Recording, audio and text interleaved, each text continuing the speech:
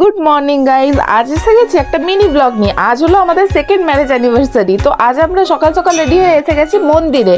এই বছর আমরা সেরকম ভাবে কিছুই প্ল্যান করিনি, কারণ কয়েকদিন আগে আমরা দীঘা থেকে ঘুরে এসেছি। তো তাই আজকের দিনটা নর্মালি দুজনে একটু বেরাবো, ঘুরে টুরে এসে বাইরে লাঞ্চ করব। তাই আমরা এখন এসে গেছি মেদিনীপুর ইকো পার্কে। আমরা যে গেট দিয়ে ঢুকেছি সেই গেটে কিছু কাজ হচ্ছিল বলে তাই ওখানে টিকিট কাউন্টারটা বন্ধ আছে। ওই গেট দিয়েও কাউকে ভিতরে ঢুকতে দিচ্ছে না। আমরা অনেক করে রিকোয়েস্ট করলাম, তাই আমাদেরকে ঢুকতে দিল।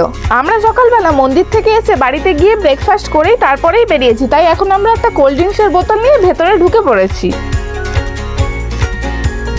8 বছর বয়স পর্যন্ত এই দোলনাগুলোতে লেখা আছে 8 বছর বয়স পর্যন্ত। আমরা একটু বড় হয়ে গেছি বলে আমাদেরকে কি আর ইচ্ছা করে না যে দোলনায় দুলি একটু। আর এইদিকে আরেকজনের হাঁটার স্টাইল দেখো। পার্ক থেকে বেরিয়ে আমরা সোজা চলে এসেছি আড্ডা রেস্টুরেন্টে। এখানে এসে আমরা চিকেন ললিপপ, বাটার নান, চিকেন দো পেঁয়াজা আর রায়তা অর্ডার করে নিয়েছিলাম। লাঞ্চ টাঞ্চ করে আমরা এবার বাড়ির পথে রওনা দিলাম। আবার দেখা হবে নেক্সট ব্লগ।